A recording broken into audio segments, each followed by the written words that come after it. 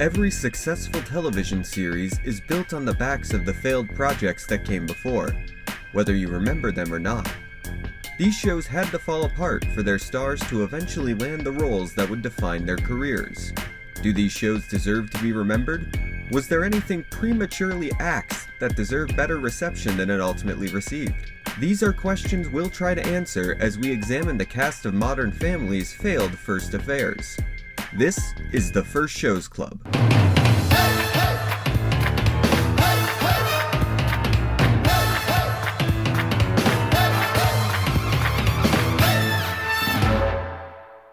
Modern Family made itself at home on ABC in the fall of 2009, featuring a cast of 11 actors spanning multiple generations of the Pritchett family, along with their wide swath of spouses, surnames, and smart-mouthed offspring.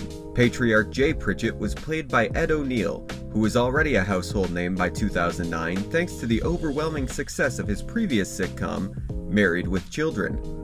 Unfortunately for any Bundy heads out there, we obviously won't be covering that series in this series, and not just because that overbearing studio audience wouldn't let me get a word in edgewise. Modern Family was one of several new comedies that premiered on ABC in the fall of 2009. There was The Middle, starring Patricia Heaton, Hank, starring Kelsey Grammer, and Scrubs Med School, not to be confused with Scrubs Season 9, a thing that does not exist. The stars of these first two shows were in a similar position to Ed O'Neill at this point in their careers. Heaton had 9 years of sitcom success under her belt as Deborah on Everybody Loves Raymond, while Grammer had spent 2 decades playing Frasier Crane between Cheers and his titular spin-off series. While The Middle would prove equally successful for Heaton, running for 9 seasons of its own, Hank was quietly cancelled after only 5 episodes. Regardless of how these two shows performed, they weren't either actor's first attempt at escaping the shadows of their career-defining roles. That honor belongs to the cancelled Fox sitcom Back to You, which aired from 2007 to 2008 and starred both Heaton and Grammer alongside a supporting cast of Josh Gad, the late great Fred Willard, and Phil Dunphy himself, Ty Burrell. It should be noted that Back to You was the brainchild of Stephen Levitan and Christopher Lloyd, and if those names sound familiar, it's because they would go on to create Modern Family, taking Burrell along for the ride. Fred Willard even popped in on occasion as Phil's father Frank, so basically, just about everyone from this Fox show would find themselves on ABC 2 years later, spread across 3 different series, except for Josh Gad. I wonder whatever happened to that guy. As you might have guessed from the title, Back to You covered the day-to-day beat of a local news crew in Pittsburgh. Grammer and Heaton played nightly news anchors Chuck Darling and Kelly Carr, which are just A-plus news names, where their on-screen chemistry was matched by their off-screen bickering. And News 9 welcomes back an old friend. It's good to be back. See you at 6, everyone. We're clear. Good Lord, cut your nails. It's like a falcon landed on my wrist. The pilot establishes that Chuck left the Pittsburgh crew in the dust 10 years earlier for better opportunities, only to return with his tail between his legs after an on-air tirade went viral and cost him his cushy California gig. Somebody want to call Darcy on her cell phone? Tell her I didn't freeze my off in Minneapolis and Pittsburgh to end up working with some dip who's only got a job because she's the general manager. We're still on. He's reteamed with his former co-anchor Kelly, who has spent the past decade getting married, divorced, and having, as she tells Chuck, An 8-year-old daughter. Ty Burrell plays Gary, Don't know how to say his name. It has like 30 letters in it, none of them are vowels. It's Scherzwowski. How is that better than what I said? Gary is a field reporter with a chip on his shoulder as he continues to grind for his chance to be a proper anchor. For all the wholesome, chaotic energy Burrell channeled into Phil Dunphy, the role of Gary allowed him to tap into something equal parts snarky and sad sack, a dichotomy that he's equally adept at and speaks to his talents as a comedic actor. Watching him nail one mean-spirited quip after another was like watching Adam Scott play a pitch-perfect dickhead in Step Brothers, knowing that Ben Wyatt was waiting for him on the other side. Josh Gad played Ryan Church, the young news director clearly in over his head, while Fred Willard played Marsh McGinley, another A-plus news name, who was the old guard sportscaster that dispensed the occasional wisdom between his antiquated and often inappropriate humor. Rounding out the cast was Ada Field as Montana Herrera, the station's weather person and a frequent target of Gary's drive-by insults. Hey, I have gotten very far using my Latina. It's pronounced your Latina.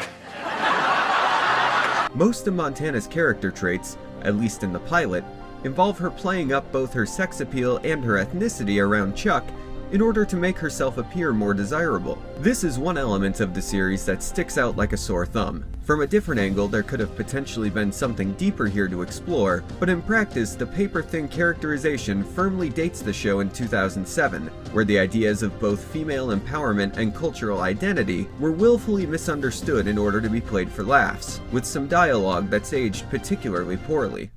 What is it with you coming on to him? It's a problem, okay? I have to know that the man in power wants to sleep with me, or I won't feel comfortable in the workplace. If nothing else, it's a small comfort to know that the showrunners were able to rise above some of this low-hanging fruit down the line with characters like Gloria and Manny Delgado, where cultural differences and malapropisms were still mined for humor, but were never meant to serve as a substitute for three-dimensional characters. You know how frustrating it is to have to translate everything in my head before I say it? To have people laugh in my face because I'm struggling to find the words? You should try talking in my shoes from 1 mile. I think you meant... I know what I meant to mean. At least there's still some fun to be had with Montana and the rest of the news crew, where she quickly proves, despite this sounding like one of her own double entendres, that she's capable of giving it as good as she takes it. Sometimes I can be a little whiny. I believe that's pronounced little weenie.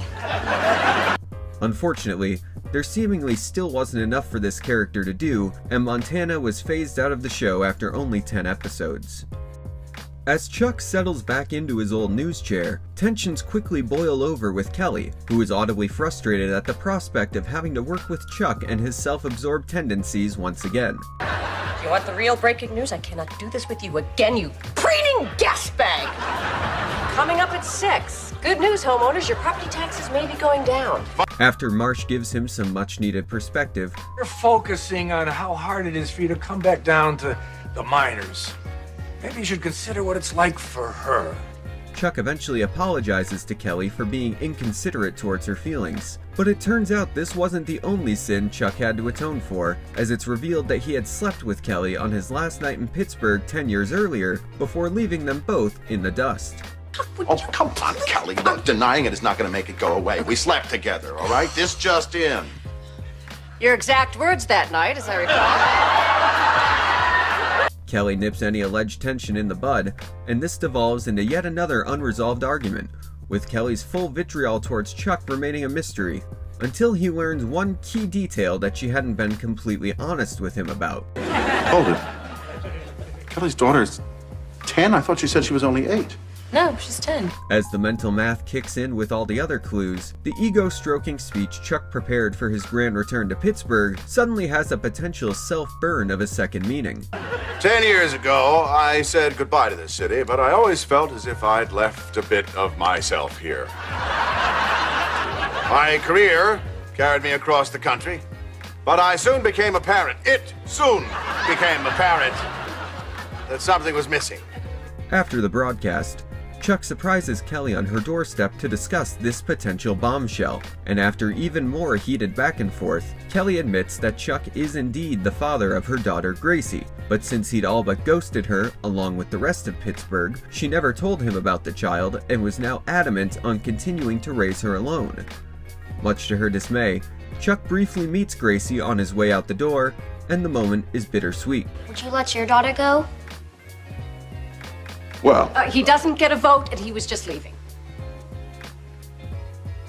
But the end of the pilot establishes a glimmer of hope for Chuck. I know I don't get a vote. And I'm sure you know this already, but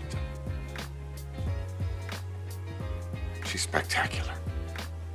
And it seems like the will they won't they element of this series will extend beyond Chuck and Kelly's newly rekindled love-hate relationship to the potential of their ability to form some kind of a, dare I say it, modern family.